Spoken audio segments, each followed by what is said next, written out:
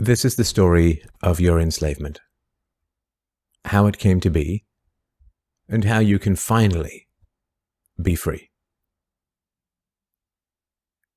Like all animals, human beings want to dominate and exploit the resources around them. At first, we mostly hunted and fished and ate off the land, but then something magical and terrible happened to our minds. We became, alone among the animals, afraid of death and of future loss. And this was the start of a great tragedy and an even greater possibility. You see, when we become afraid of death, of injury and imprisonment, we become controllable and so valuable in a way that no other resource could ever be. The greatest resource for any human being to control is not natural resources or tools or animals or land, but other human beings. You can frighten an animal because animals are afraid of pain in the moment, but you cannot frighten an animal with a loss of liberty, with torture or imprisonment in the future, because animals have very little sense of tomorrow. You cannot threaten a cow with torture or a sheep with death. You cannot swing a sword at a tree and scream at it to produce more fruit, or hold a burning torch to a field and demand more wheat. You cannot get more eggs by threatening a hen, but you can get a man to give you his eggs by threatening him. This human farming has been the most profitable and destructive occupation throughout history, and it is now reaching its destructive climax. Human society cannot be rationally understood until it is seen for what it is: a series of farms where human farmers own human livestock. Some people get confused because governments provide healthcare and water and education and roads, and thus imagine that there is some benevolence at work. Nothing could be further from the reality. Farmers provide healthcare and irrigation and training to their livestock. Some people get confused because we are allowed certain liberties and thus imagine that our governments protect our freedoms. But farmers plant their crops a certain distance apart to increase their yields, and will allow certain animals larger stalls or fields if it means they will produce more meat and milk. In your country, your tax farm, your farmer grants you certain freedoms, not because he cares about your liberties, but because he wants to increase his profits. Are you beginning to see the nature of the cage you were born into? There have been 4 major phases of human farming. The first phase in ancient Egypt was direct and brutal human compulsion. Human bodies were controlled, but the creative productivity of the human mind remained beyond the reach of the whip and the brand and the shackles. Slaves remained woefully underproductive and required enormous resources to control.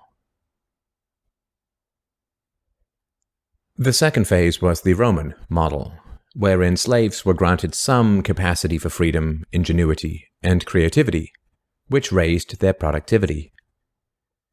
This increased the wealth of Rome, and thus the tax income of the Roman government, and with this additional wealth, Rome became an empire, destroying the economic freedoms that fed its power, and collapsed. I'm sure that this does not seem entirely unfamiliar. After the collapse of Rome, the feudal model introduced the concept of livestock ownership and taxation. Instead of being directly owned, peasants farmed land that they could retain as long as they paid off the local warlords. This model eventually broke down due to the continual subdivision of productive land and was destroyed during the enclosure movement when land was consolidated and hundreds of thousands of peasants were kicked off their ancestral lands because new farming techniques made larger farms more productive with fewer people. The increased productivity of the later Middle Ages created the excess food required for the expansion of towns and cities, which in turn gave rise to the modern democratic model of human ownership. As displaced peasants flooded into the cities, a huge stock of cheap human capital became available to the rising industrialists. And the ruling class of human farmers quickly realized that they could make more money by letting their livestock choose their own occupations. Under the democratic model, direct slave ownership has been replaced by the mafia model. The mafia rarely owns businesses directly, but rather sends thugs around once a month to steal from the business owners.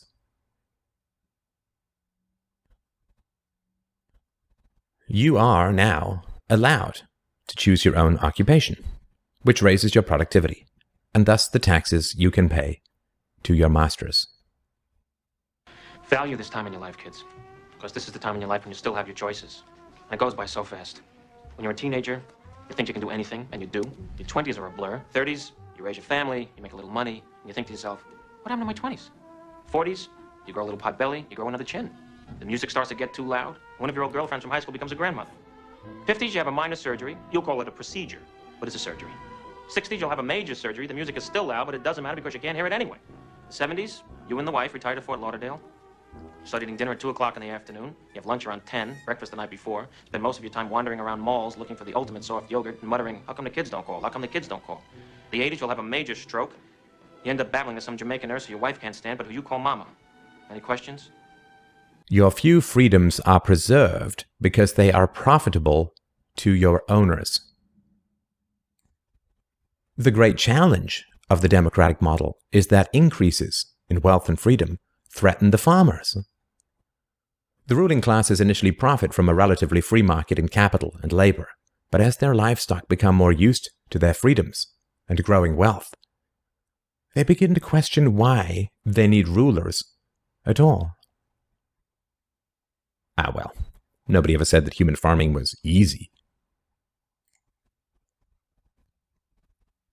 Keeping the taxed livestock securely in the compounds of the ruling classes is a three-phase process.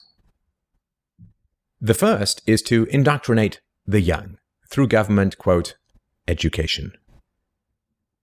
As the wealth of democratic countries grew, government schools were universally inflicted in order to control the thoughts and souls of the livestock.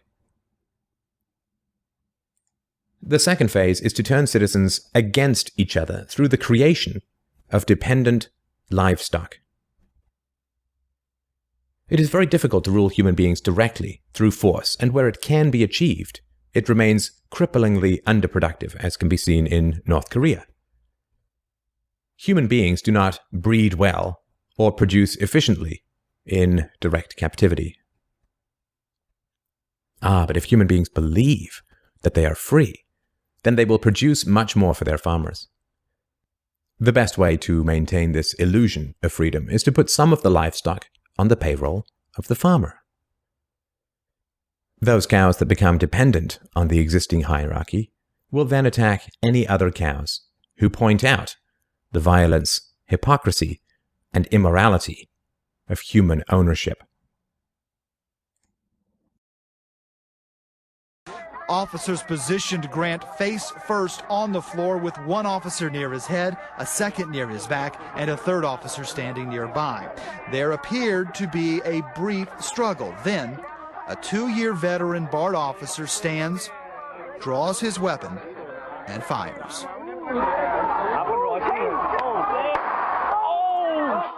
Freedom is slavery, and slavery is freedom. If you can get the cows to attack each other whenever anybody brings up the reality of their situation, then you don't have to spend nearly as much controlling them directly. Those cows who become dependent upon the stolen largesse of the farmer will violently oppose any questioning of the virtue of human ownership, and the intellectual and artistic classes, always and forever dependent upon the farmers, will say to anyone who demands freedom from ownership, "You will harm your fellow cows." The livestock are thus kept enclosed by shifting the moral responsibility for the destructiveness of the violent system to those who demand real freedom. The third phase is to invent continual external threats so that the frightened livestock cling to the protection of the farmers. This system of human farming is now nearing its end. The terrible tragedies of modern Western economic systems has occurred not in spite of, but because of past economic freedoms. The massive increases in Western wealth throughout the 19th century resulted from economic freedoms. And it was this very increase in wealth that fed the size and power of the state. Whenever the livestock become exponentially more productive, you get a corresponding increase in the number of farmers and their dependents. The growth of the state is always proportional to the preceding economic freedoms. Economic freedoms create wealth, and the wealth attracts more thieves and political parasites, whose greed then destroys the economic freedoms. In other words, freedom metastasizes the cancer of the state. The government that starts off the smallest will always end up the largest. This is why there can be no viable and sustainable alternative to a truly free and peaceful society. A society without political rulers, without human ownership, without the violence of taxation and statism. To be truly free is both very easy and very hard. We avoid the horror of our enslavement because it is so painful to see it directly. We dance around the endless violence of our dying system because we fear the attacks of our fellow livestock. But we can only be kept in the cages we refuse to see. Wake up. To see the farm is to leave it.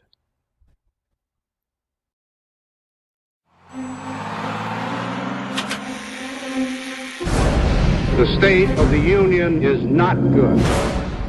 Our trade deficit is too large. We must not go back to unwise spending.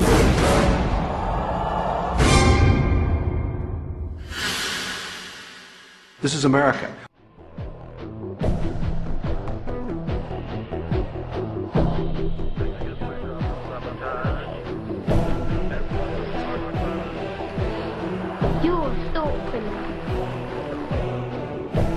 George Orwell once wrote that the great enemy of clear language is insincerity.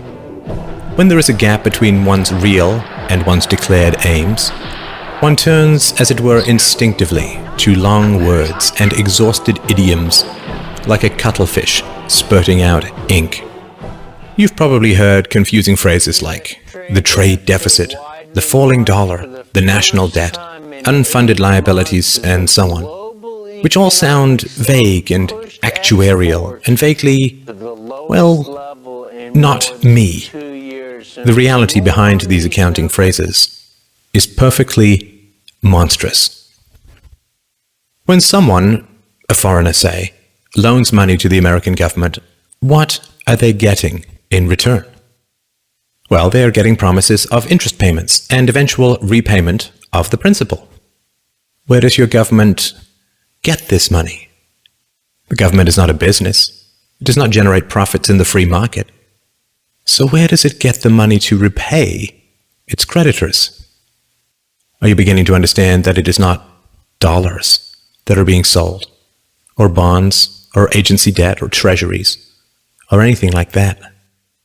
Where is your government going to get the money to pay off its creditors? It's not pieces of paper, or contracts, or computer bits that are being sold. There is only one thing that the government has to sell. Governments have only one asset that they can use as collateral. Your leaders are selling you. When China lends $800 billion to your government, what they get in return is a guarantee that $10,000 plus interest will be taken from your family at gunpoint and shipped overseas. When a farmer gets a loan from a bank, he uses his livestock as collateral. It is the milk and meat his cows will produce in the future that he will use to pay off his loan. The bank is buying a share in his cows. You are the livestock that your leaders use as collateral. The leaders that you cheer for and throw parades for and drop balloons behind and donate money to are selling you to Chinese rulers, to the Japanese, to the Nigerians, to South American drug lords with accounts in the Caribbean banking centers, to Russia, to Korea, to Egypt, to Colombia, to Chile, to the Philippines, to Malaysia, and anyone else who is willing to give them a few dollars in return for the blood, sweat, and toil of your future. The flag that you praise and the anthems that you sing and the rulers that you weep and kneel before have as much loyalty to you as a plantation owner had to his slaves. And sadly, plantation slaves had more pride than we do. Plantation slaves did not generally praise their masters for selling them off, for auctioning off the lives, hopes, dreams, and futures of their own little children. We can understand that cattle may lick the hand of the farmer who lowers an axe to its neck, because cattle are dumb beasts that cannot comprehend their real relationship with the farmer and his imminent plans for them. What is our excuse? When we chant, USA, USA, USA, when we cheer and bow and beg and scrape and sing and weep with joy that some new farmer now presides over the wholesale dismantling and sale of our family's futures, when we love with obsessive emptiness the leaders who laugh while they auction us off to every tin pot dictator and stockbroker the world over, what is our excuse? Has our pride been so broken that we lunge with pathetic joy at every new silver-tongued demagogue who pretends to care for us even a tiny little bit? In the future, our children will demand to know why we knelt and cheered as they were sold off on the auctioneer's block. This video, and my life's work, is my answer to my child. What's yours?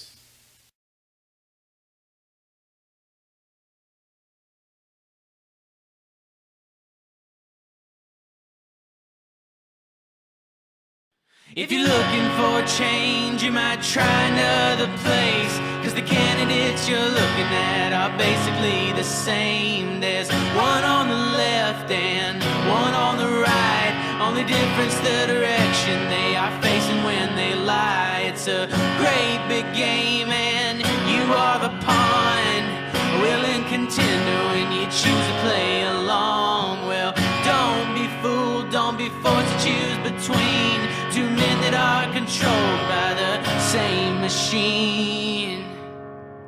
It's the same old story, truly it is. Another cast of characters pretends to give a shit about you and me, or whoever votes. Their end game is obviously not what we were told. They want war and destruction, mass death and more.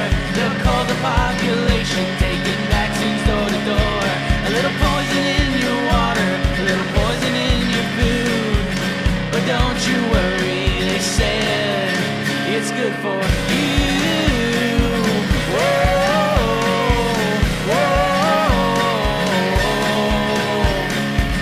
whoa.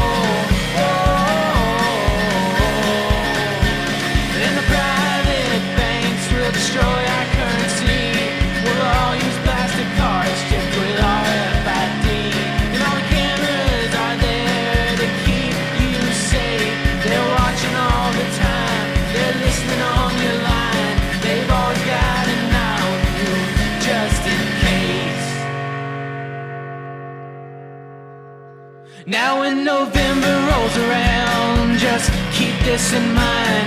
You've always got a choice, so choose to decline.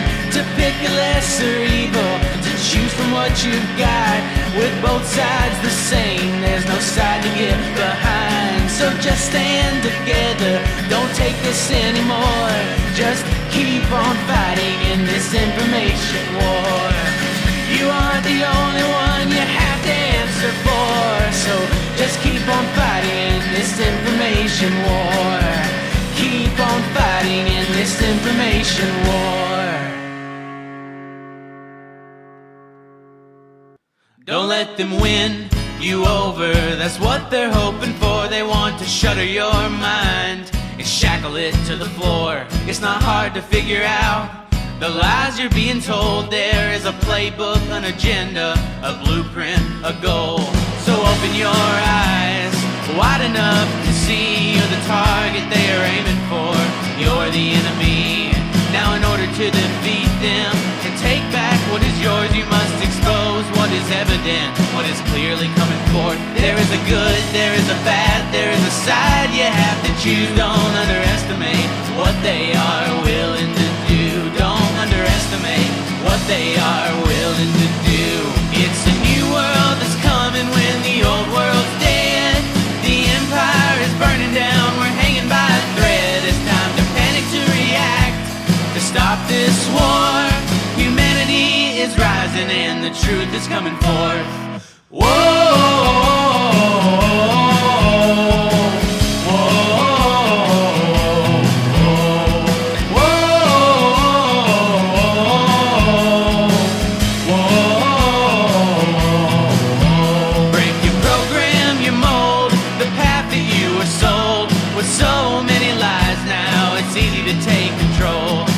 Isn't fit to breathe. We are no longer free. There is a reason they don't give you time to think. That's why the television's there to bide your time. There are lies on top of lies just to rule your mind. The water's unfit to drink, the food is unfit to eat. There is a reason they don't give you time to think. There's a reason they don't give you time to think. It's a new world that's coming when the old world's dead. The empire is burning down, we're hanging by a thread. It's time to panic, to react, to stop this war. Humanity is rising and the truth is coming forth. Humanity is rising and the truth is coming forth. Whoa!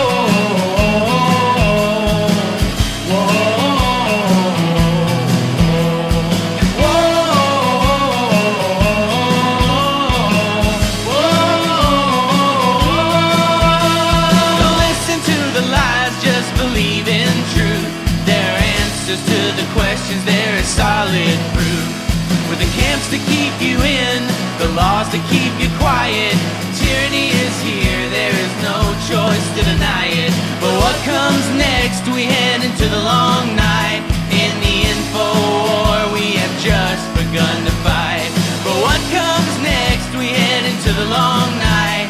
In the info war, we have just begun to fight. In the info war, we have just begun to fight. It's a new world that's coming when the old world's dead. The empire is burning down, we're hanging by a thread. It's time to panic, to react, to stand once more.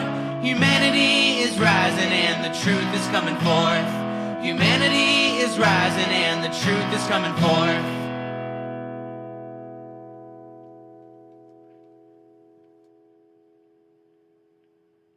Much. I'm going to start with my usual disclaimer. A lot of people, when they put together a talk or an event, they start with the question, what can I say that people will like and will like to hear and can agree with and go rah, rah, rah. I do the exact opposite.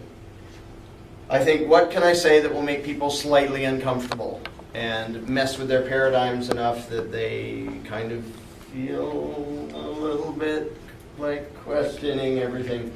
And there are lots and lots of things that most or all of us in this room could go rah, rah, rah about and agree, yay, freedom's good, and, you know, come up with a list of 8,000 things about the government that totally suck. But as fun as it may be to be among like-minded people and say the same things and agree and say, yeah, we're right, everybody else is wrong, we don't really learn anything from that. We only learn when we're up against a different opinion. So I'm intentionally going to try to push the comfort zone. And I do this no matter who I'm talking to. I try to find out the general attitude of the group and what they believe and what they care about, and then mess with their heads a little bit. And if you decide I'm wrong, the worst case scenario is you get better at arguing your position against me. But I'm going to skip all the zillions of things that we could easily agree about and go right to things that make people uncomfortable. Here's a question. What are you willing to do to fix the world? We had a nice list of it up here. I can tell you what most people are willing to do to fix the world. Most people are willing to point at somebody else and say, your belief system is stupid, and what you advocate is destructive and immoral, and you're ruining the world. That's pretty much what most people in the world ever do to try to fix the world. Now, I'm not against that. I do a whole lot of that myself, telling other people how their belief systems are bogus and destructive. However, if that's all anybody ever does, including whoever really is the problem, nothing gets fixed. So it's very important, however right we know we are, to regularly take a time out and re-examine our own assumptions and our own paradigms and our own belief systems to make sure that we are not accidentally getting something wrong. I'm going to suddenly fly into a tangent here. We just got a whole bunch of snow in Pennsylvania before I left on this trip. Our power was out for 4 days before I had to crawl out like a caveman and then drive to Arizona. And whenever it snows, there are some people in Pennsylvania who didn't grow up in Pennsylvania and don't know how to drive on snow and ice. And there's a particular road near where I live where everybody always flies into the ditch who doesn't know how to drive on ice. And my friend and I would, years ago, we would wait there knowing people are going to drive into that ditch, because they always do. And somebody will fly into the ditch and we'll say, okay, well, we're waiting here because we knew somebody would do that.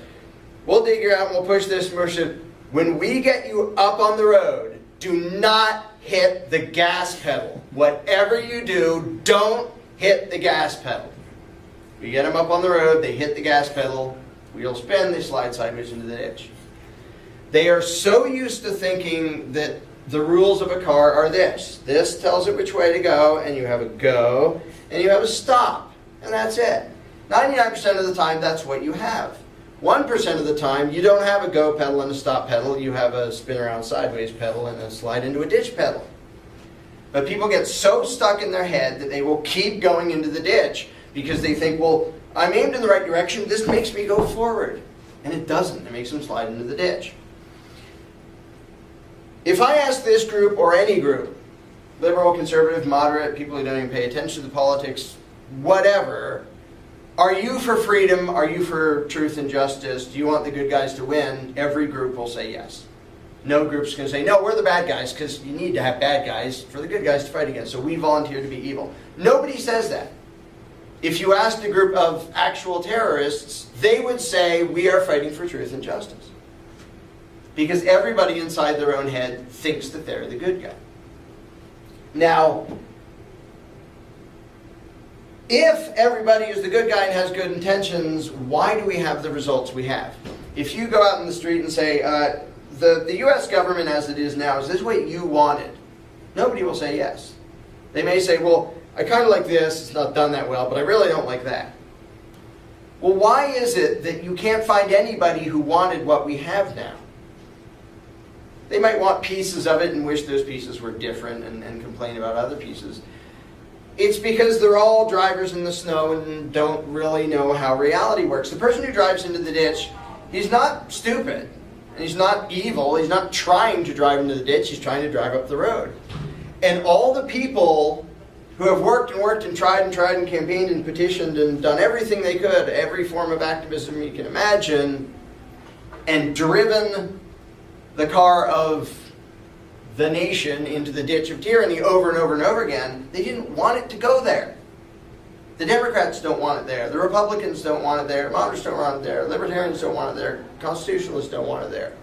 Nobody wants it there, but it goes there every time. If you look at a chart of government power, whether you measure it by spending or employees or... Since before there was a constitution, there were very well-meaning groups trying to fight for liberty. And the entire time, government power increased and liberty went down. And every once in a while there was a temporary bump, but the pattern always continues. So why do we keep sliding into the ditch? It isn't because we're evil. It's not because we're trying to have what we have.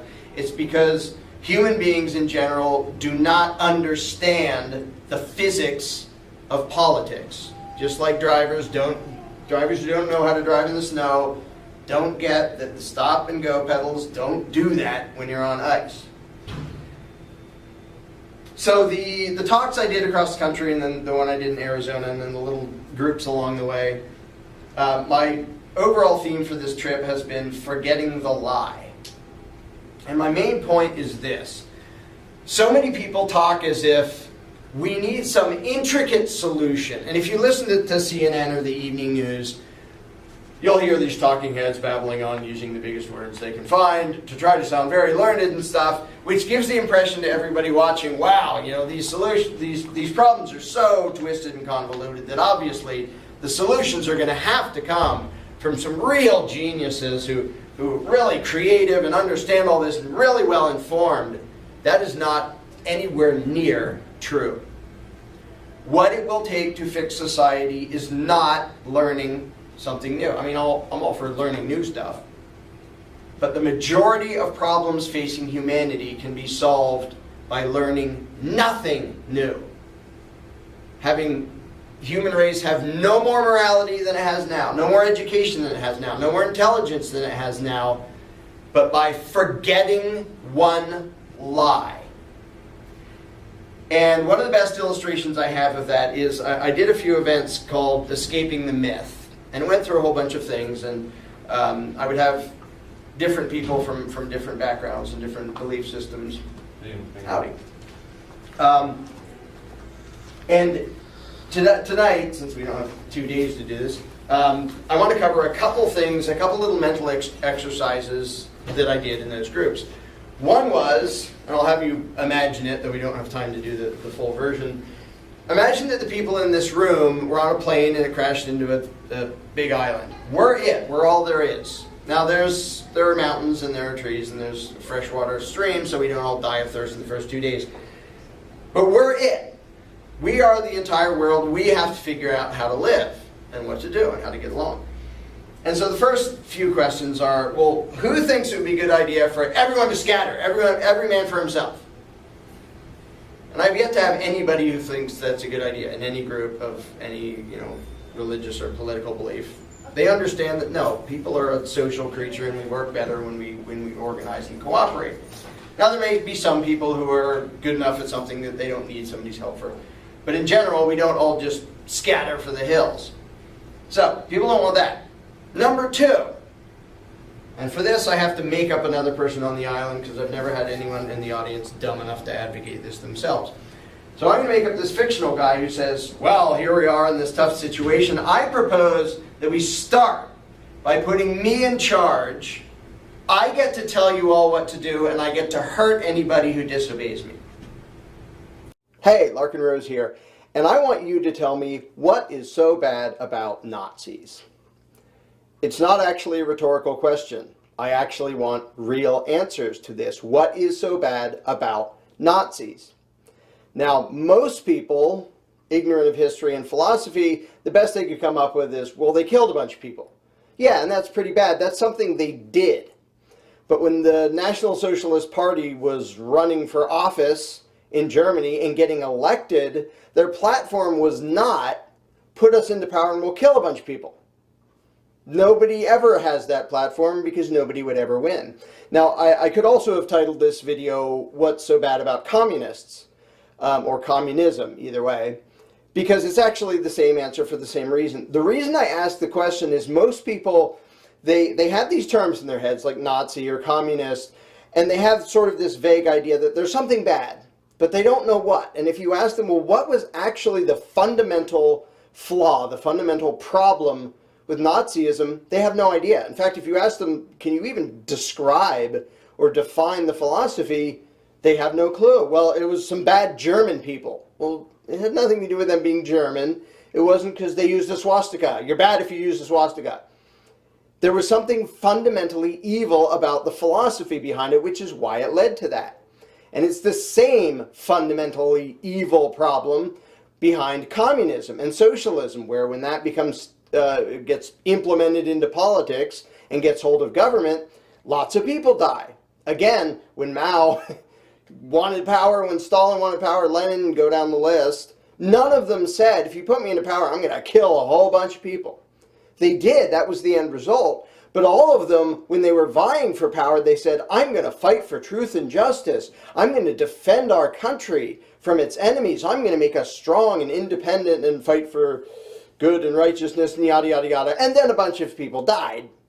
And a bunch of people were oppressed. And there were wars and all sorts of fun stuff.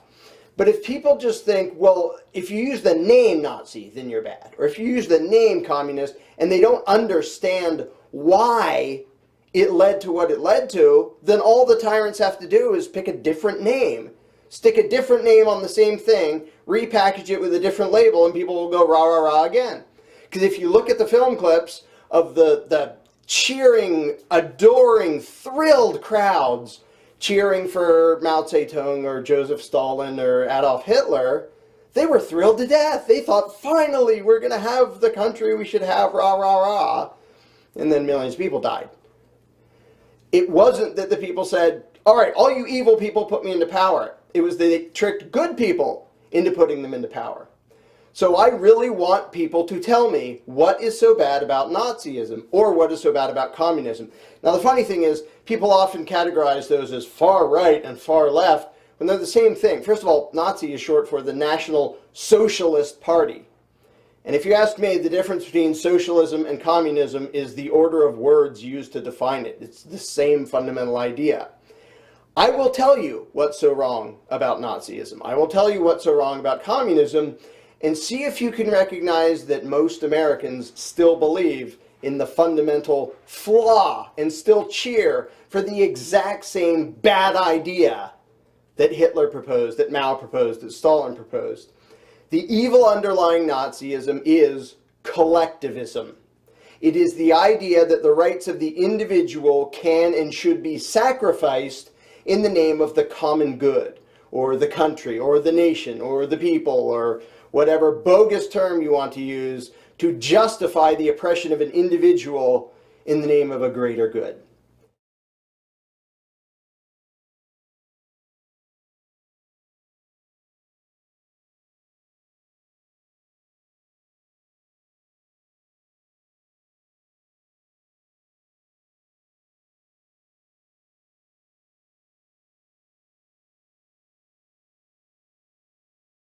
That was the evil behind Nazism. And if you accept that premise, most of Nazism makes perfect sense. If you accept that one human being's suffering is okay, is allowable, if the greater number of people get a reward and do better, then you should be waving a swastika or waving the hammer and sickle and going rah, rah, rah, hooray for oppression. Because that is the fundamental principle behind all authoritarian collectivism. It doesn't matter what name you stick on it. The idea that the greater good makes the individual's rights not matter is the entire problem. And if you accept that idea, it makes perfect sense to slaughter the weak. Hey, we have 100 people, 5 of them are kind of weak and sickly, and it takes lots of money to take care of them. Now, you can either be an individualist anarchist who says those sick people own themselves, you don't get to kill them because they're inconvenient, or you could take the authoritarian collectivist view that, well, the greater good will be served by killing them.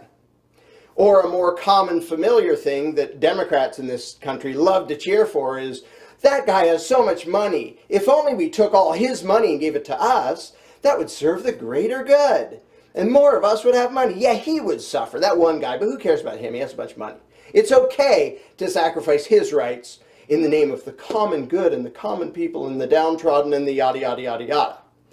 It's the Obama pitch, it's the Clinton pitch, it's the general political leftist pitch.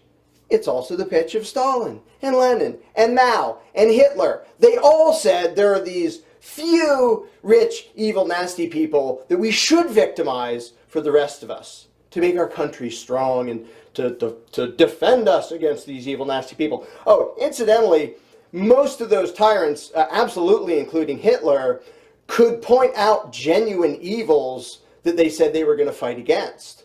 The banking institutions, which are still doing evil crap in this country today, were doing evil crap to Germany. And the Treaty of Versailles was a huge injustice. They had very real injustices to complain about. Same with Mao, same with Stalin.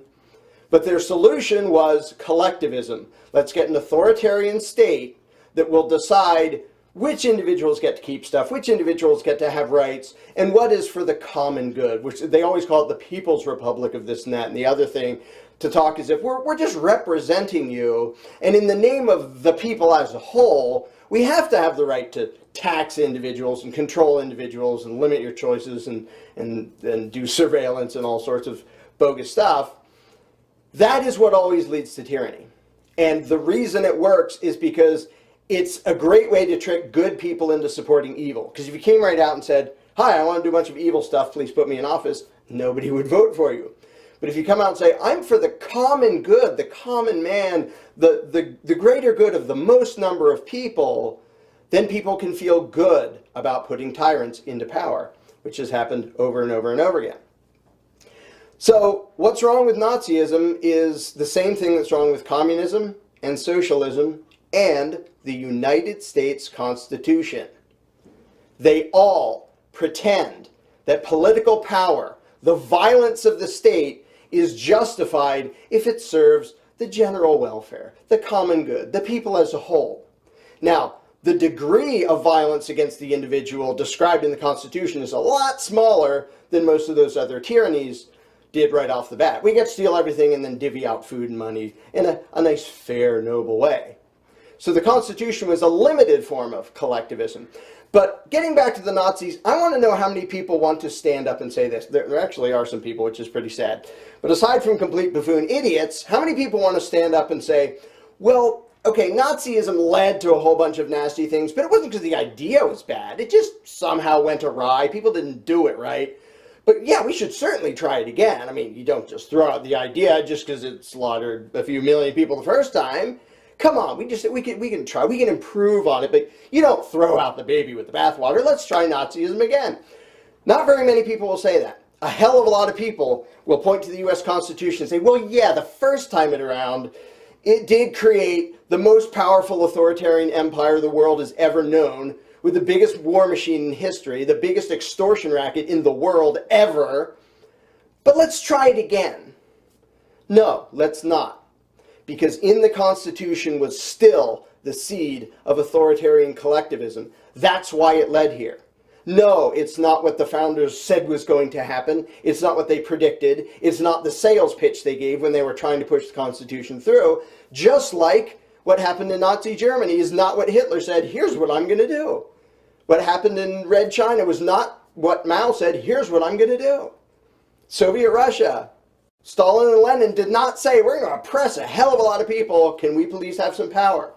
They all said this is for the common good. This is to help the good people, to defend against our enemies, to make the country strong. Exactly the rhetoric that every megalomaniac always uses, and the outcome is always the same. It can be different in degree, where it isn't 20 million people, it's only 1 million people murdered. It isn't this much extortion, it's that much extortion. But it is always the sacrifice of the individual in the name of collectivism, in the name of the common good and the collective. The problem is still there, and whether you call it Nazism or communism or a constitutional republic, it's always the same. Oh, by the way, on a final note, most Americans still don't know this, and I should admit I didn't know it until just a few years ago. Red China was a constitutional republic with a Bill of Rights.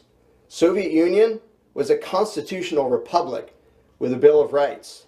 The Weimar Republic, which turned into Nazi Germany, was a democratic republican or constitutional republic with a Bill of Rights. North Korea, it's still a democratic constitutional republic with a Bill of Rights. So if you think a piece of paper saying be nice to people is going to stop the evil power of collectivism. The reason Nazism led to what it led to. The reason communism led to what it led to. If you really want to try that over and over again and say, don't worry, next time it won't do that, then you're exactly who I want, giving me an answer, what's so bad about Nazism? Because when you actually understand that, you'll realize the question is, what's so bad about the idea of government? Figure that out, and you'll stop advocating authoritarian collectivism of any flavor, and then we can stop having war and oppression.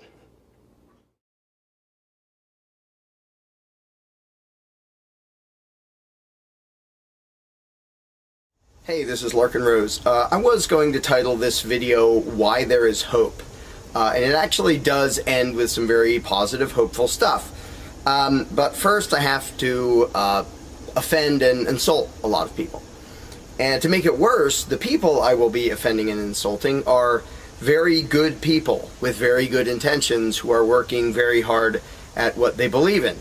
So I'm sure this is going to win me tons of friends. And there's somebody out there, and it's your fault I'm doing this video today, and you know who you are. To get right to the point, most activism is completely worthless. In fact, it's worse than completely worthless. It accomplishes more harm than good. Now again, I want to distinguish between good intentions and good results, because there are lots and lots of things that fall within the realm of activism. And I'm not saying all activism, but most of it actually does less than no good. And while I'm at it, I'll say I speak from experience. Many years ago, when I still believed in statism, I was politically active, and I campaigned, and I played those games, and I wrote to my congressman and did all that stuff. I'm kind of embarrassed to admit it now, but yeah, I did that too. And at the time, I really and truly believed that I was fighting the right fight. I was fighting against the beast. It only occurred to me many years later that actually I was feeding the beast lots and lots of fuel. So I don't make this video to be nasty at people. I do it because I don't want people's good intentions to be wasted on something that does less than no good. And I kind of wish back then somebody had straightened me out. Don't know whether I would have listened, but I wish somebody would have tried to straighten me out and say, yeah, all that voting and petitioning and all that fun stuff doesn't actually accomplish anything. And if you look throughout history at the people who have protested and had demonstrations and voted and ran for office and did petitions for this or that legislation or against this or that legislation, and if you look what they've accomplished, it's almost nothing. And very rarely there are actually exceptions, but for the most part, it's nothing. The people in power kept doing what they were doing, and the people protesting and petitioning and whining about it spent just huge amounts of time and effort and money and accomplished pretty much nothing. And let me just throw this in. I seriously want to ask activists, people who consider themselves activists, do you think there's the slightest prayer in the world of you actually winning the game that you're playing? Because if you look at standard basic activism, I mean, take the example of protesting wars. People go out, you know, hundreds, thousands, maybe millions go out and protest in the streets. We don't like this war. We think it's horrible and nasty. How long have people been doing that? How long have people been protesting that? Pretty much forever. And is there still perpetual warmongering going on? Yeah. Are innocent people still dying? Yeah. Are innocent civilians on the other side of the world being killed by U.S. troops? Yeah.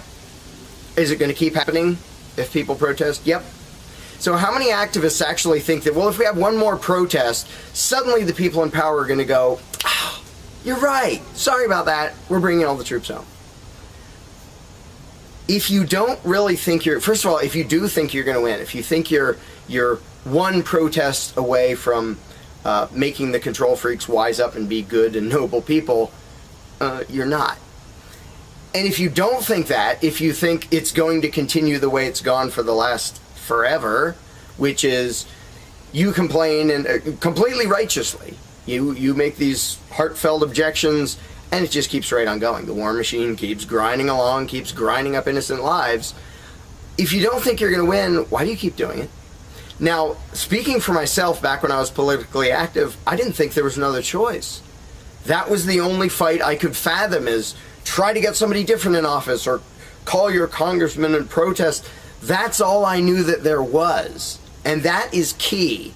Because if the people in power can convince you that your only recourse, the only civilized approach for you to take, is begging and petitioning and whining, you're doomed. If that's all that's inside your narrow view of what you can accomplish in the world, you don't accomplish anything. The slave masters are thrilled to death. You throw away all your time, all your effort, all your money into something that will accomplish exactly nothing. And I'm not saying this to make people feel bad. Again, I want people's good intentions to accomplish something. And most activism does not accomplish anything. Well, it doesn't accomplish anything positive. It actually accomplishes things in the other direction.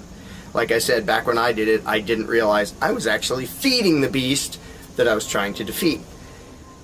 See, the problem with most activists is that they don't actually know what the problem is. The problem is they don't know what the problem is. As Thoreau put it, there are 1,000 people hacking at the branches of evil to one striking at its root. And that's totally true, and you can see it throughout the world and throughout history.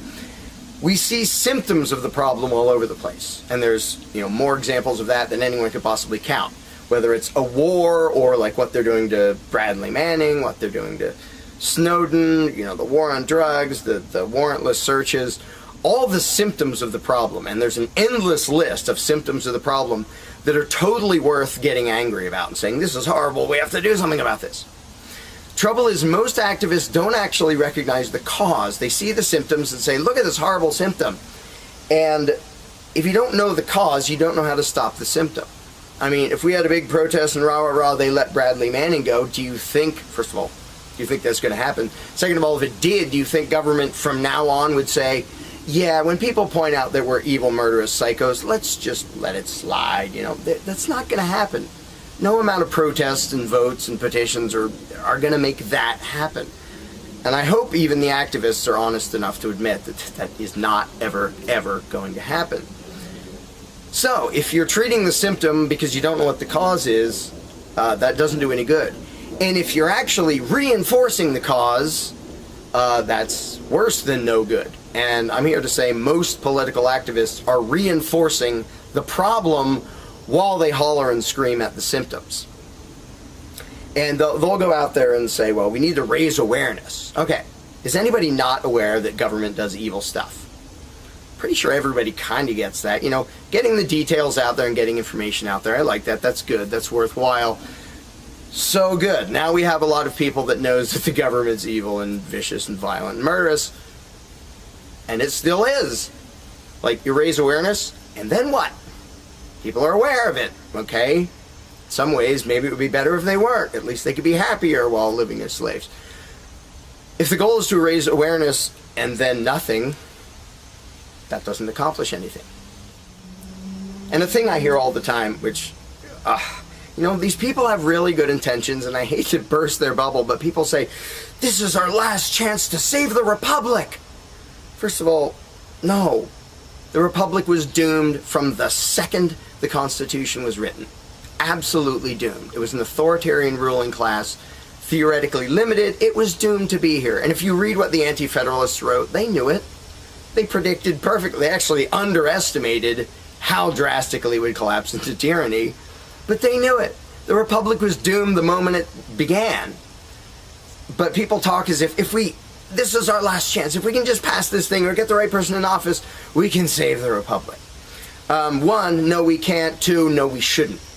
Hell with the Republic. Let it crash, let it burn. It should not exist. A republic is a ruling class. It is a parasitic gang of thugs and thieves. That's all a republic is. And I know there are lots of people who still adore the Constitution and think there's something magical and righteous about a republic. It's just a slightly different arrangement of how to be an evil, control freak, parasitic, immoral monster. It doesn't really make any difference. And if you don't believe me, if you want a few references to republics in history, democratic republics, representative democratic republics, try People's Republic of China, Union of Soviet Socialist Republics, Democratic People's Republic of Korea, meaning North Korea, the Weimar Republic, out of which the Nazi Empire grew. Does it seem like republics lead to happiness and peace and justice? So no, don't try to restore a republic. You're trying to restore the problem. Don't try to restore the problem. That doesn't freaking help. And again, this gets back to the fact that the activists don't understand what the problem is. They don't understand that authoritarianism is the problem. The problem is not and has never been who is on the throne. The problem is and has always been and will always be until people wake up that there is a throne there to be on. And as long as the argument is what government should do, who should run it, what form it should take, you're just tinkering with the details and completely ignoring the heart of the problem, which is the belief in government and authoritarianism. So any activism that doesn't hit at that belief, that doesn't strike at that root, is worse than worthless. Not only does it treat symptoms that aren't going to change anyway, but it actually reinforces in the minds of all the listeners and viewers that that heart cannot be touched. That of course we need government. You know, I hear people, it's funny, I am anti-government. I'm 100% anti-government because government is inherently immoral and evil and destructive. The belief in it is the complete antithesis of humanity. So I'm completely anti-government. And I find it funny that other groups get accused of that who aren't. They just want a slightly different flavor of authoritarian ruling class. But those groups will then say, oh, we're not anti-government. We just want the right kind of, and I just think, oh, okay, so you're not pro-freedom. You're not pro-morality. You have no idea what the problem is and therefore no ability to fix it. And a lot of people say, well, we have common goals and we have a common enemy, so can't we just sort of ignore the little details of disagreement? This is not a detail of the disagreement. This is the only issue that matters. Do you own yourself or are you the property of a ruling class? I don't care if it's a limited ruling class. I don't care if it's a democratic ruling class. I don't care if it's a Republican ruling class. I don't care if it's a constitutional ruling class. If there's some beast that has the right to take your money and boss you around, it owns you. You're not free, you don't own yourself. And if you actually believe that, why do you ever imagine you will achieve freedom? You're not even free inside your own head. And so when people say, well, these little differences, this is not a little difference. Either you think there can be someone with the right to rule you, or you understand that there can be no such thing. Or you understand the concepts of self-ownership and the non-aggression principle and what those logically lead to, which is legitimate government is a logical impossibility. It cannot exist. Not just it's really hard to maintain, it's theoretically and conceptually insane to think there can be a moral and righteous gang of thugs and thieves who bosses people around and takes their money. It just doesn't work philosophically or morally or logically. So to all those activists out there who are hacking at the symptoms, I feel your pain, but it isn't doing any good. If you don't even understand what the core problem is, you will do what protesters and activists around the world for hundreds of years have done, which is nothing. Bash your head against a brick wall, scream and holler, and accomplish nothing. Howdy, Larkin Rose here. I'm feeling slightly less than entirely patient and polite today, so if this video gets slightly caustic, too bad. This video is for all the people who are constantly saying, well, if not for government, we couldn't have roads, or we couldn't have police, or nobody would care for the poor, or we wouldn't be protected, whether it's from local thugs or from foreign invaders. We wouldn't have this, we wouldn't have that. So thank goodness we have government and taxes, because we wouldn't have any of those things. And the first way I'd respond to that is by pointing out the assumptions that underlie that complaint, that argument. Basically what people are saying, because let's be clear about what the terms mean, government is the people who boss everybody else around. And taxes are those people demanding money from us. So they basically tell us, hand over a whole bunch of money and we'll decide how to take care of you. We'll decide how to spend your money. If we don't like it, too bad, we don't really have a choice. Like, well, you can vote in a few years and maybe something will change, even though it totally won't. So that's what people are saying. Basically, if we didn't have a ruling class stealing our money and then supposedly spending it to protect us, how could we possibly have roads or anybody to protect us? The implication is that in this country, for example, 300 million people would just sit around thinking, oh, we can't do it. Without politicians and tax collectors, we can't have a road, we can't protect each other, and we can't... And it rests on this bizarre assumption that things that almost everybody wants, they wouldn't do anything to make happen unless there were politicians forcing us to give them money so they can make it happen. And so an example I like to use is, let's apply the same argument to food, because food is pretty darn important. I think everybody can agree. Let's apply the same argument that statists use about the roads or caring for the poor or protection or anything like that. The argument would go like this. Now, in the context of food, listen how idiotic this is. If we don't have government demanding money from all of us under the threat of caging us, and that's what taxation is, here's the money you have to give us, here's the nasty things we do to you if you don't. If that didn't happen so that they could build a big food production and distribution system and feed us, well, we'd all starve. We'd all just sit around saying, gosh, I wish we had food, but no politicians and tax collectors. We're just going to sit around and starve to death. Now, in this country, nobody would believe something that stupid, because all you have to do is go to a supermarket and see a perfect example of really efficient, organized cooperation that nobody is forced to do. There is no, if you're going to make the argument that people make about roads and protection and all that, you'd say, well, nobody is forced to make any food for anybody in this country. How do you know everyone's just going to say, well, it's not my job, and we'll all starve to death? There's no guarantee. There's no master plan guaranteeing that we'll all have food. So obviously we're all going to starve if we don't have an authoritarian government stealing our money and then making food and giving it to us. Because golly gee, we couldn't possibly do it voluntarily ourselves.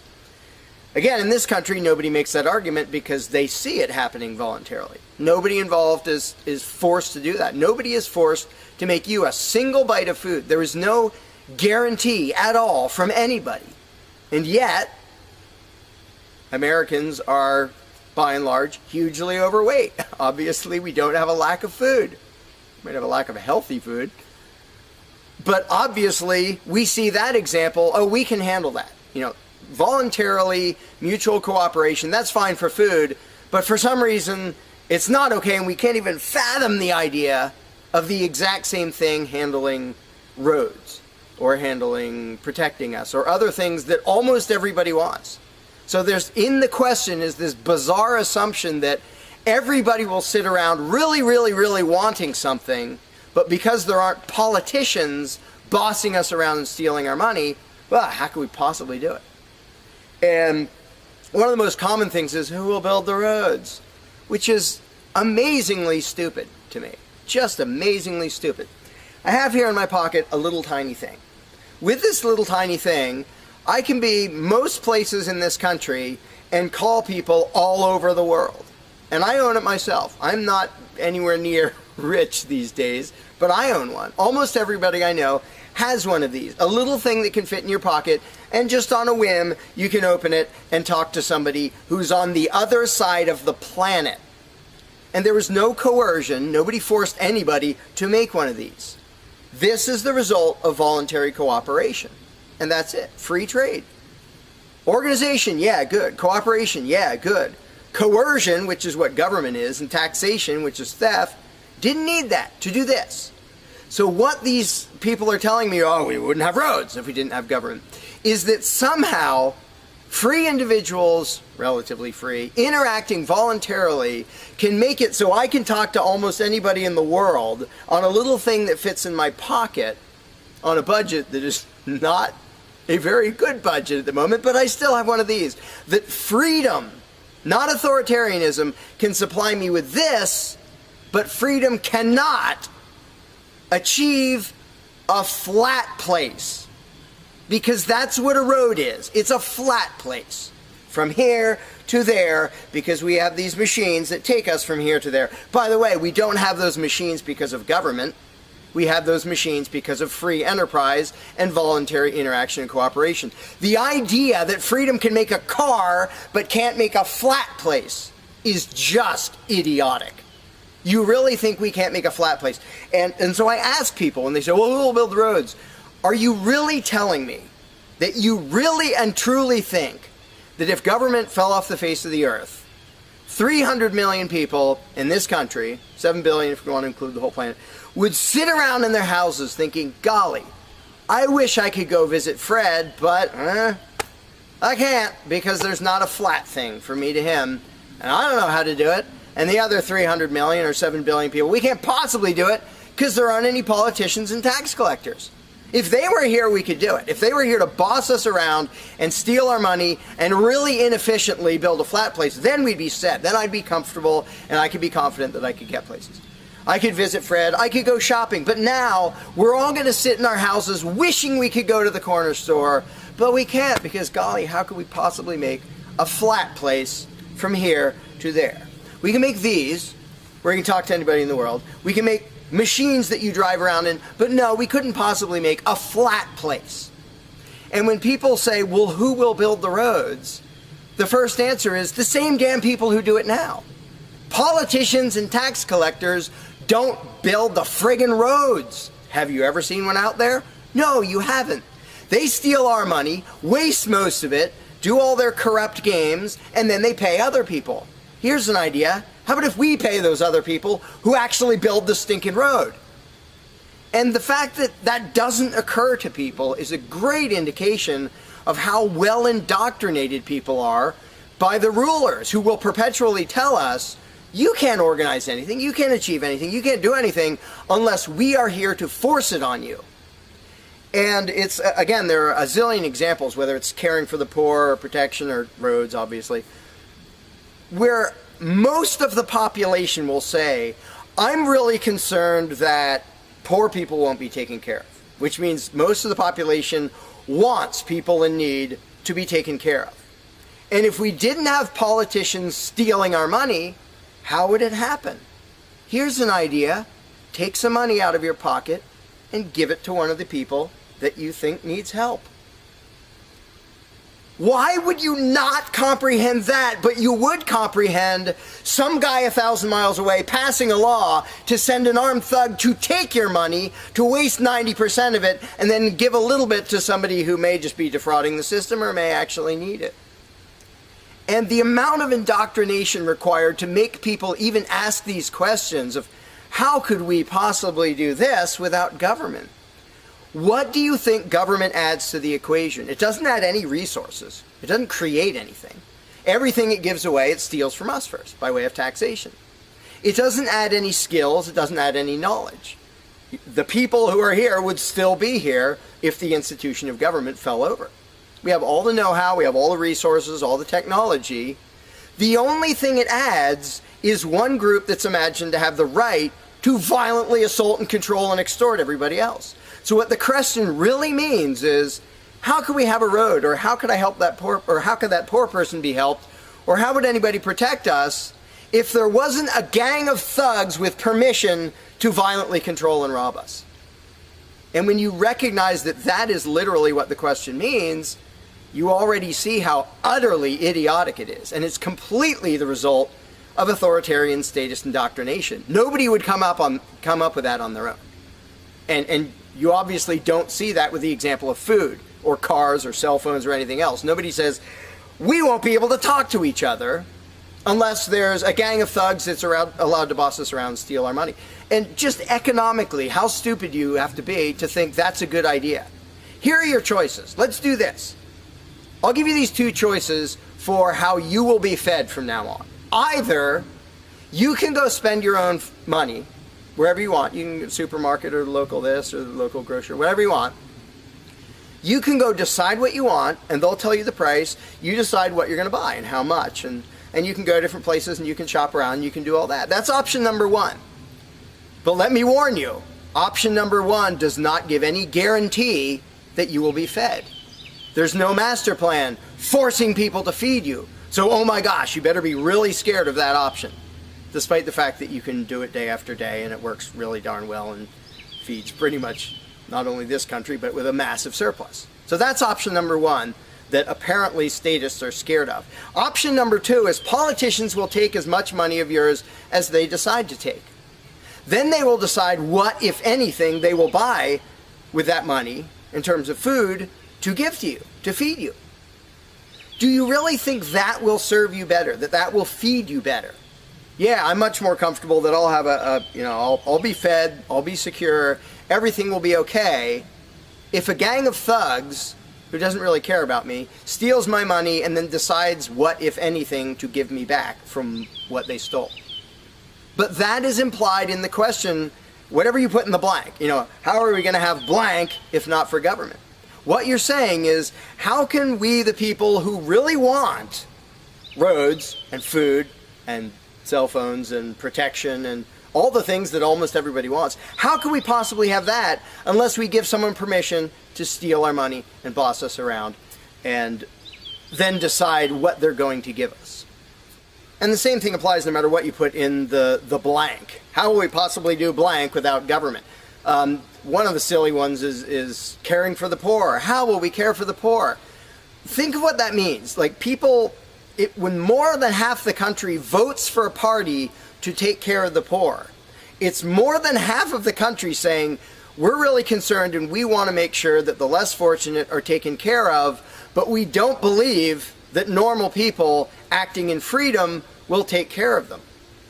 Well, if the people didn't care about the poor, they wouldn't win the election. By definition, if you vote for a welfare state, you're an idiot. Because either people are heartless bastards and you're going to lose, or people are compassionate and giving and you don't need to win. Just give them your stinking money. But people play the game, and that's the Democratic Party lives off of the idiotic notion that you're all so heartless that you should vote for us to steal your money to give to the poor. And half the country falls for it. Yeah, we're all so heartless that we voted you into office for the specific purpose of taking our money to help the less fortunate. That's just freaking brilliant. How about if half the country just gave their stinking money to the less fortunate? And then the less fortunate would all be rich because it would be 1 trillion times more efficient than the government version of welfare ever is. Also, it would be actual charity instead of mass theft and corruption and fraud and all that fun stuff. But what takes the cake, the ultimately insane thing, whatever you put in that gap, how can we have blank without a parasitic ruling class and a bunch of hired thieves? It's just a stupid question, but it's extra super stupid when what's in the blank is, how will we be protected? Who will protect us from thieves and robbers if we don't have government? It's the most idiotic question. It's also the most frequent question from statists. So here's what the question literally means. If we don't give a certain gang of people permission to violently control us and take our money under threat of putting us in a cage, who will protect us from people who might commit aggression against us and take our money? Wanting government for that is exactly as brilliant as saying, we have to have a carjacker in our town, otherwise somebody might steal our cars. Government is an appointed thief. If you don't think taxation is theft, first of all, you're a really well-trained slave. Second of all, try not paying. See what happens. See if they say, oh, it's quite all right. Or if they say, no, you're going to pay, or we're going to take your stuff, or eventually we'll put you in a cage. And when people say, that's not theft, because we get something back. Learn to think. And I use this example all the time, and all I ever get is stupid looks from statists in response. If I robbed you at gunpoint of $100, and the next day I gave you a sandwich, and you said, what? I said, hey, now everything's fine, because you benefited. I gave you a service. I gave you lunch, so that retroactively makes it okay that I robbed you at gunpoint. Would you buy that argument? No, you'd say, that doesn't make it okay. I don't care that you gave me a sandwich. And yet every statist makes the exact same argument when it comes to government. Well, we get some stuff for it after they demand our money under threat of violence and putting us in a cage. Then we get services or goods. And we don't get what we asked for, and we get lots of things we didn't ask for. But we kind of get something, and that retroactively makes it okay for them to say, give us this much of every paycheck you make, or we're sending men with guns to take your property. And the slaves justify their own enslavement. I'm proud to pay my taxes. I'm proud to get robbed by a parasitic ruling class and get a little bit back and feel good about it. Like, not only is that legitimate and justified, but I feel proud that I let myself get robbed by a bunch of crooks and parasites. But again, the ultimate thing is protection. When people say, who will protect us from aggressors and thugs and thieves if we don't have a government? Even though what government is, by its very nature, is a gang of aggressors and thugs and thieves. They issue commands. Every law they pass is a command backed by a threat of violence. You have to do this, you're not allowed to do that. Here are the nasty things we will do to you if you get caught disobeying. I mean, everybody knows that, even though they don't usually say it in terms that blunt and honest and accurate. But to say we need taxes to be protected is as stupid as you can get. It's saying we need theft to avoid theft. And the fact that people are trained to use different words so that this theft sounds okay. It's legalized, it's taxation, and we voted for the people who robbed us. Like, we got to elect our local carjacker, and that means he represents us when he demands our car and points a gun in our face. He's serving us as he steals our car because he's going to use that car and sell it and make money to make sure nobody else steals our car. That is the essence of government. And the fact that you have hundreds of millions of victims of that scam vehemently defending it and saying, I'm not going to give that up. I don't want to give up government. Who would protect us? I don't want to give up the biggest aggressor on the planet, the biggest thief on the planet. Look at your tax bill and see how much private crooks steal from you. So before you ask that question, before you ask, how could we possibly have roads or protection or water or air or Christmas or Santa Claus or any of the zillion things that statists imagine we can't possibly have without a ruling class, think about what the question actually means. Because when you get to the point where you understand the implications of your own question, asking, how can we possibly have this without a parasitic gang of thugs robbing us? When you actually understand what you're really asking, you won't ask the question because you will realize it's completely freaking idiotic.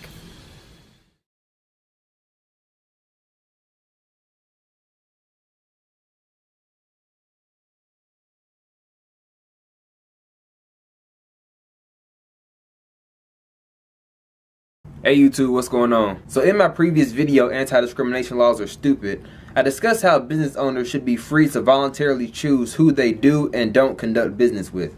I'll link to the video in the description box. Surprisingly, I got a rather supporting response on the subject, but one common question did keep arising in the comment section. What about unregulated monopolies taking advantage of minority demographics? This is a pretty valid question, and also one that many people assume a libertarian society wouldn't have an answer for. But there is an answer. Monopolies can't discriminate. I know what you're thinking.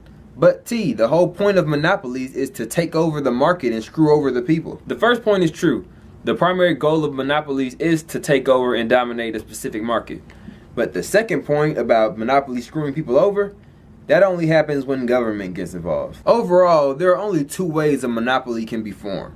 One is that they please the market so much and they provide such a good quality product or service that there's no demand for any competition. The other is to threaten competitors with force and artificially eliminate any competition from the market, which nobody can legally do except for government. Now I know there are many other hypotheses as to how monopolies can be created, but for the sake of simplicity in this video, I'm going to stick to these two most realistic and probable causes. So, in order for a monopoly to form without use of force, they would have to supply an extremely exceptional product or service and maintain a nearly impossible rate of customer satisfaction, leaving virtually no room for discrimination. Still not seeing it? Here's a scenario for you. A new grocery store chain opens up in X town, and it's called A-Mart. Let's envision that A-Mart had a diabolical plan to dominate the entire grocery market of X-Town. They would have to supply a product or service that meets every single need of every single citizen of X-Town. If A-Mart decided to one day implement a new rule that says black people of X-Town can't use shopping carts, or they have to use boxes, or more extremely, black people of X-Town can't shop at A-Mart at all, A-Mart would no longer be able to dominate the market because the needs of a valuable demographic is not being satisfied. This leaves room for a new competitor, B-Mart, to swoop in and supply black customers with the desired needs that A-Mart decided that they just wouldn't give. Basically, if you're not able to make every single customer happy, then you're not going to be able to maintain a monopoly. But in certain cases, a business would be able to discriminate and the customers might be able to deal with it. Say if A-Mart made a new rule that indirectly targeted black customers that read, no one can shop at A-Mart stores while sagging their pants. If the customers were willing to conform to that rule, there'd be no opportunity for a competitor to come in and disrupt A-Mart's monopoly, because the customers are still satisfied with A-Mart. We don't need anti-discrimination laws saying stuff like A-Mart can't tell people how to dress. If customers value their wardrobe freedom more than the services that Kmart provides, then they can voluntarily choose to shop elsewhere. Just because the customer wants a company to do something doesn't mean that the company has to. That's called economic freedom. Now let's examine another way a monopoly can be formed.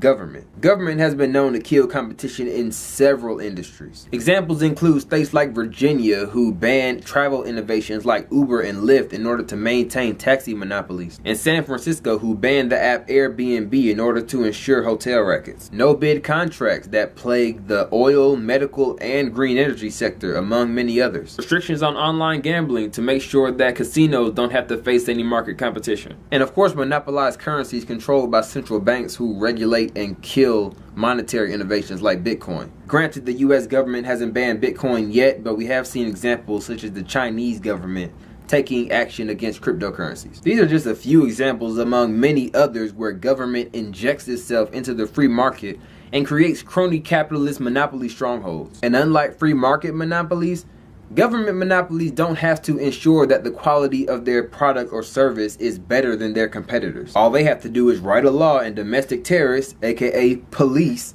will muscle out the competition for them with the threat of violence or extortion. Generally, we consider these types of actions criminal. I mean, if Walmart, for example, decided to force Amazon Fresh or other e-grocery alternatives out of business in order to maintain their market share, then they'd be vilified and prosecuted, and rightfully so. But when government does it, people often seem to let these actions slide. Partially because politicians will often claim that these regulations and bans are for your safety, when in reality, anybody with a little bit of common sense can see that it's motivated by special interests and corrupt incentives. But that's why a free market economy is the best way to prevent the formation of these crony capitalistic monopolies, which can exploit the public and muscle out competition without consequence. Realistically speaking, it's probably more likely that you'd win the lottery than it is for a business to monopolize any market in a free economy. But if by some insane miracle a business is perfect enough to form a natural monopoly, chances are the customer satisfaction rate would be so high you wouldn't even be complaining about it. Hope that answered any questions about how a libertarian society would handle monopolies exploiting the general public. If you enjoyed this video, be sure to check out some of my other videos and leave any feedback in the comment section below. Final word, get guns out of business and let voluntary interactions do what they do best. Raise the quality of life for all individuals. Thanks for watching.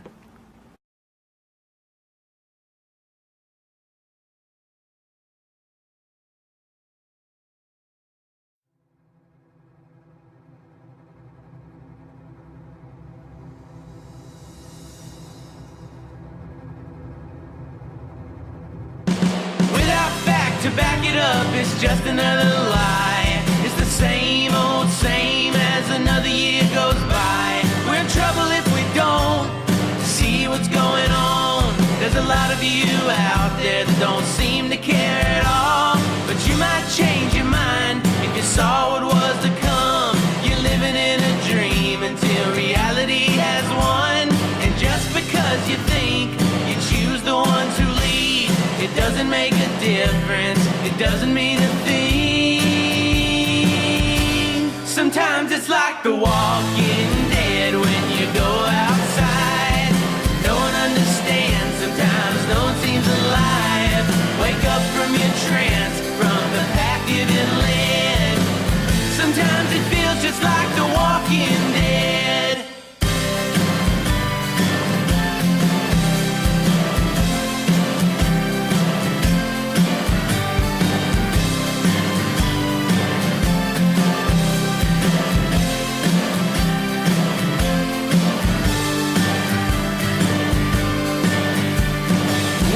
Truth to verify is just another claim. When the plan was put in place, they headed straight for your brain. And never mind discernment, never mind the truth, never mind the endless propaganda you view. If you can't pay attention, just take another drug. Rewire the way you think, the way you feel, the way you love. And shoot your kids up with all the vaccines they need. Destroy their minds, strip away what keeps them free. Sometimes it's like the walking dead when you go outside. No one understands, sometimes no one seems alive. Wake up from your trance, from the path you've been led. Sometimes it feels just like the walking dead. Sometimes it feels just like the walking dead. If I don't know how, then I might as well say there's a lot to do before it can change. So open your eyes and say what you see. Don't be afraid, don't be scared to believe, because the truth is not out there, the truth is within. And it's as good a time as any for us to begin. Keep your ear to the ground and hear the things they've said. Sometimes it's like we're in the walking dead. Sometimes it feels just like the walking dead.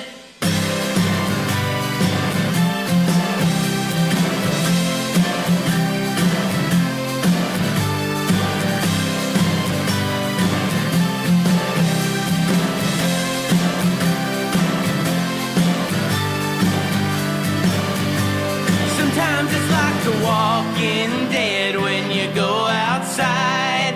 No one understands, sometimes no one seems alive. Wake up from your trance, from the path you've been led. Sometimes it feels just like the walking dead. Sometimes it feels just like the walking dead.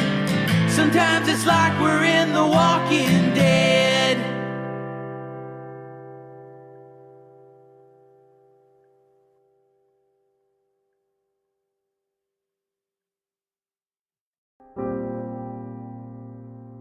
You cannot begin to imagine in how many ways the world is the opposite of what you have been taught to believe.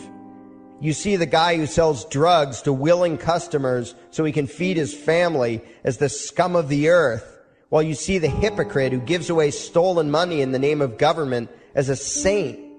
You see the guy who tries to avoid being robbed by the federal thugs as a crook and a tax cheat, but see as virtuous the politician who gives away the same stolen loot to people to whom it does not belong. You see the cop as a good guy when he drags a man away from his friends and family and throws him in prison for 10 years for smoking a leaf. And you see anyone who defends himself from such barbaric fascism as the lowest form of life, a cop killer. In reality, most drug dealers are more virtuous than any government social worker, and prostitutes have far less to be ashamed of than political whores, because they trade only with what is rightfully theirs, and only with those who want to trade with them. The upstanding, church-going, law-abiding, tax-paying citizen who votes Democrat or Republican is far more despicable and a bigger threat to humanity than the most promiscuous, lazy, drug-snorting hippie. Why? Because the hippie is willing to let others be free, and the voter is not. The damage done to society by bad habits and loose morality is nothing compared to the damage done to society by the self-righteous violence committed in the name of the state. You imagine yourselves to be charitable and tolerant when you are nothing of the sort. Even the Nazis had table manners and proper etiquette when they weren't killing people. You think you're good people because you say please and thank you? You think sitting in that big building on Sunday makes you noble and righteous? The difference between you and a common thief is that the thief has the honesty to commit the crime himself, while you whine for government to do your stealing for you. The difference between you and the street thug is that the thug is open about the violence he commits, while you let others forcibly control your neighbors on your behalf. You advocate theft, harassment, assault, and even murder, but accept no responsibility for doing so. You old folks want the government to steal from your kids so you can get your monthly check. You parents want all your neighbors to be robbed to pay for your kids' schooling. You all vote for whichever crook promises to steal money from other people to pay for what you want. You demand that those people who engage in behaviors you don't approve of be dragged off and locked up, but feel no guilt for the countless lives your whims have destroyed. You even call the government thugs your representatives, and yet you never take responsibility for the evil they commit. You proudly support the troops as they kill whomever the liars in D.C. tell them to kill, and you feel good about it. You call yourselves Christians or Jews or claim to follow some other religion, but the truth is what you call your religion is empty window dressing.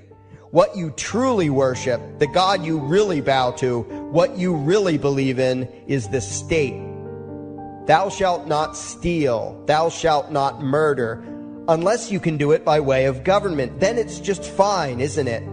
If you call it taxation and war, it stops being a sin, right?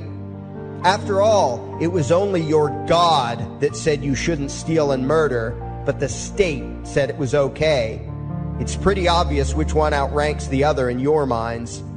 Despite all the churches, synagogues, and mosques we see around us, this nation has one God and only one God, and that God is called government.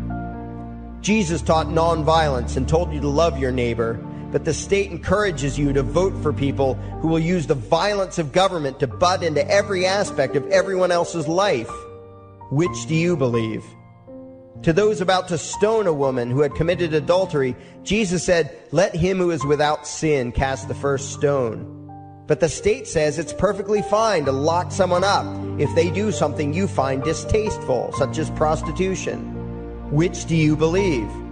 The Christian God says, "Thou shalt not covet," but coveting is the lifeblood of the beast that is the state. You are taught to resent, despise, and hate anyone who has anything you don't have. You clamor for the state to tear other people down, steal their property, and give it to you. And you call that fairness. The Bible calls it coveting and stealing. You are not Christians. You are not Jews. You are not Muslims. And you certainly aren't atheists. You all have the same God, and its name is government. You're all members of the most evil, insane, destructive cult in history. If there ever was a devil, the state is it, and you worship it with all your heart and soul. You pray to it to solve every problem, to satisfy all your needs, to smite your enemies, and to shower its blessings upon you. You worship what Nietzsche called the coldest of all cold monsters, and you hate those of us who don't. To you, the greatest sin is disobeying your God, breaking the law, you call it, as if anyone could possibly have any moral obligation to obey the arbitrary commands and demands of the corrupt, lying, delusional megalomaniacs who infest this despicable town.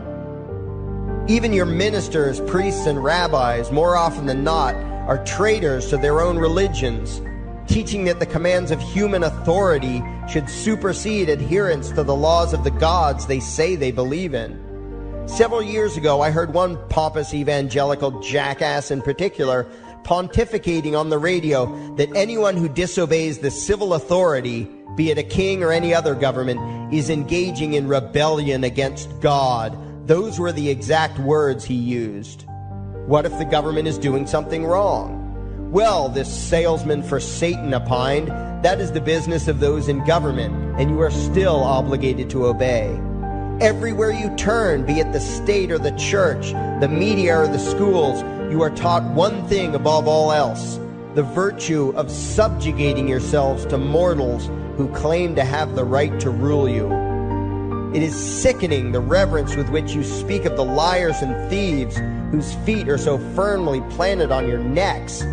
You call the congressmen and the judges honorable, and you swoon at the magnificence of the grandiose halls they inhabit, the temples they built to celebrate the domination of mankind. You feel pride at being able to say you once shook a senator's hand or saw the president in person. Ah, yes, the grand deity himself, His Royal Highness, the President of the United States of America. You speak the title as if you're referring to God Almighty. The vocabulary has changed a bit, but your mindset is no different from that of the groveling peasants of old who bowed low, faces in the dirt, with a feeling of unworthiness and humility when in the presence of whatever narcissist had declared himself to be their rightful lord and master.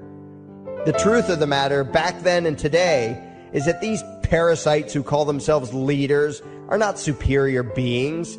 They are not great men and women. They are not honorable. They're not even average. The people who earn an honest living, from sophisticated millionaire entrepreneurs to illiterate day laborers doing the most menial tasks you can imagine, those people deserve your respect. Those people you should treat with courtesy and civility. But the frauds who claim the right to rule you and demand your subservience and obedience, they deserve only your scorn and contempt. Those who seek so-called high office are the lowest of the low. They may dress better, have larger vocabularies, and do a better job of planning out and executing their schemes, but they are no better than pickpockets, muggers, and carjackers. In fact, they are worse, because they don't want to rob you of just your possessions.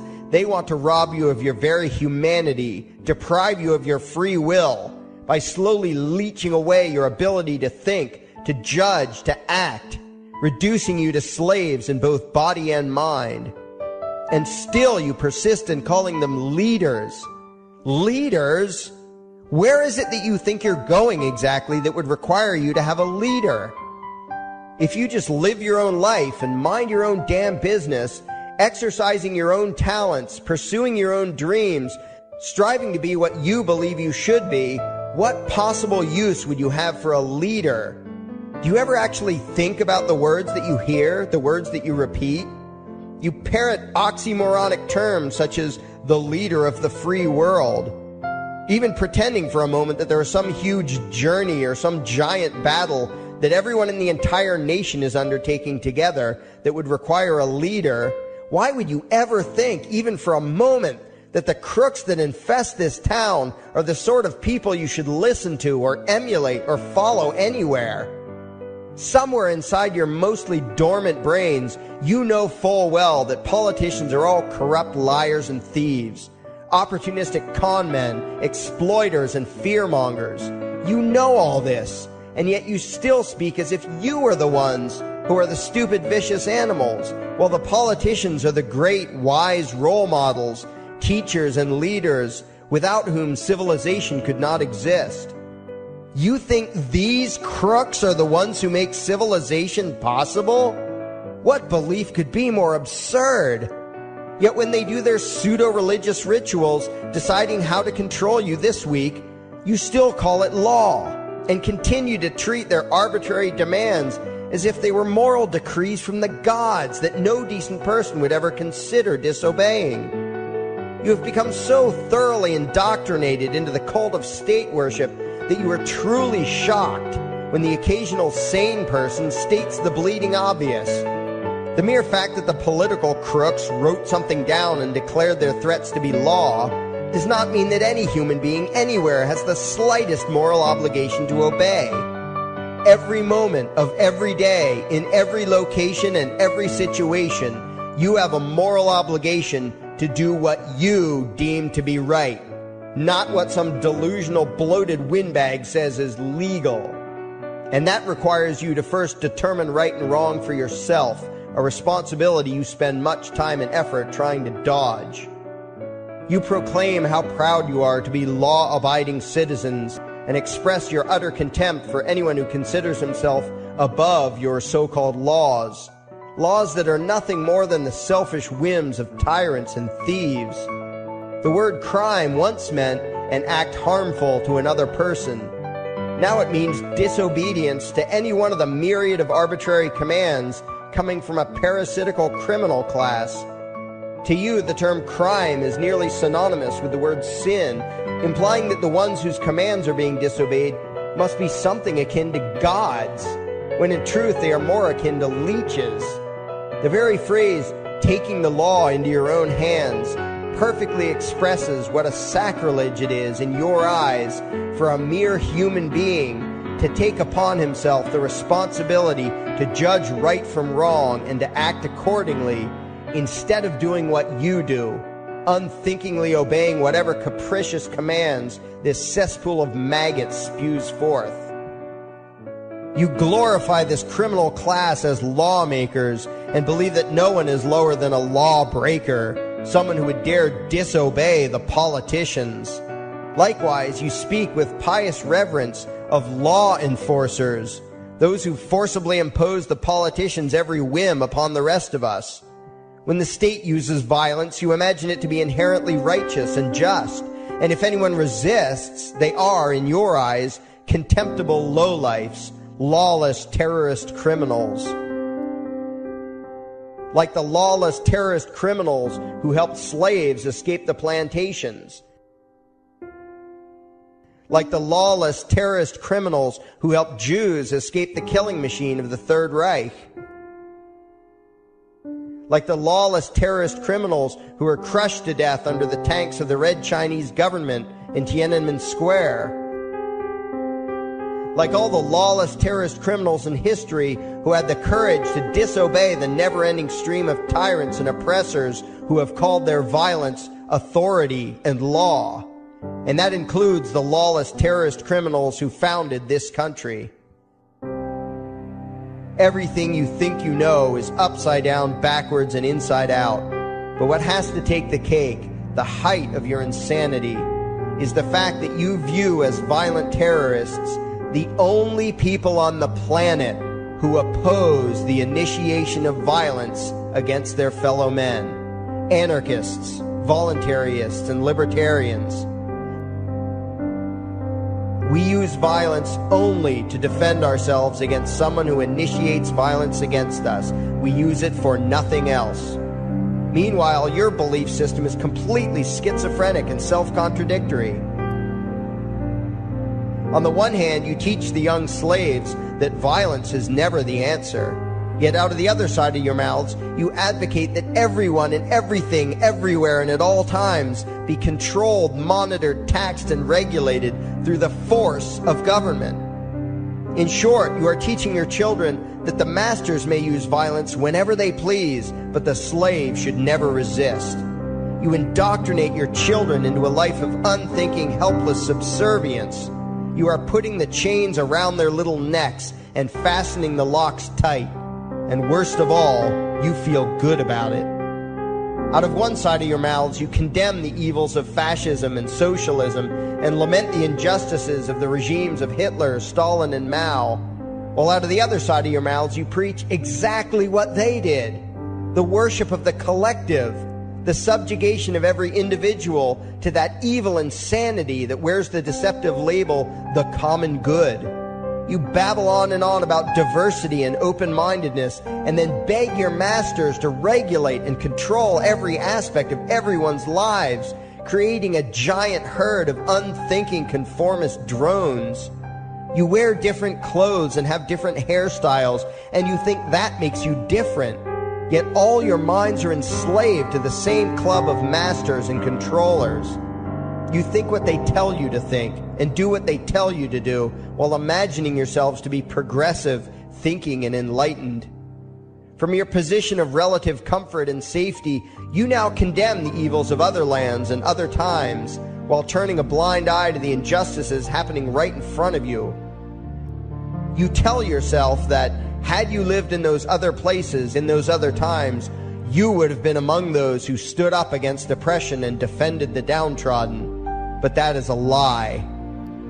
You would have been right there with the rest of the flock of well-trained sheep, loudly demanding that the slaves be beaten, that the witches be burned, that the nonconformists and rebels be destroyed. How do I know this?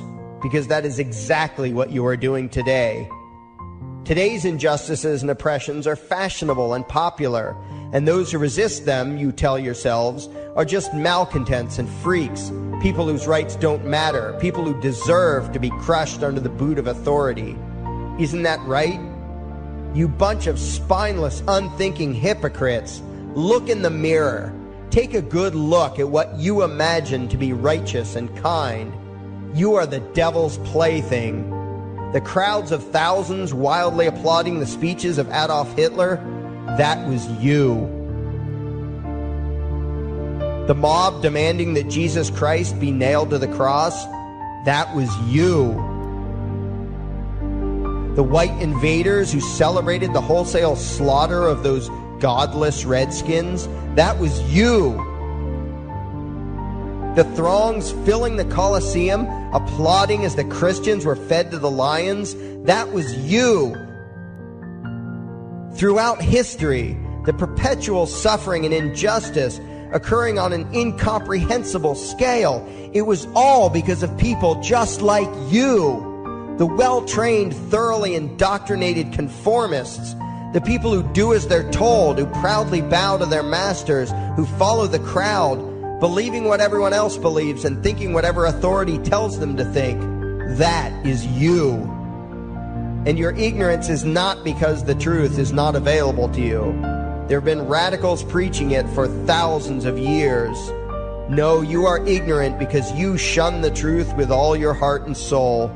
You close your eyes and run away when a hint of reality lands in front of you. You condemn as extremists and fringe kooks those who try to show you the chains you wear because you don't want to be free. You don't even want to be human. Responsibility and reality scare the hell out of you, so you cling tightly to your own enslavement and lash out at any who seek to free you from it. When someone opens the door to your cage, you cower back in the corner and yell, "Close it, close it." Well, some of us are finished with trying to save you. We've wasted enough effort trying to convince you that you should be free. All you ever do is spout back what your masters have taught you, that being free only leads to chaos and destruction, while being obedient and subservient leads to peace and prosperity. There are none so blind as those who will not see. And you nation of sheep, would rather die than see the truth.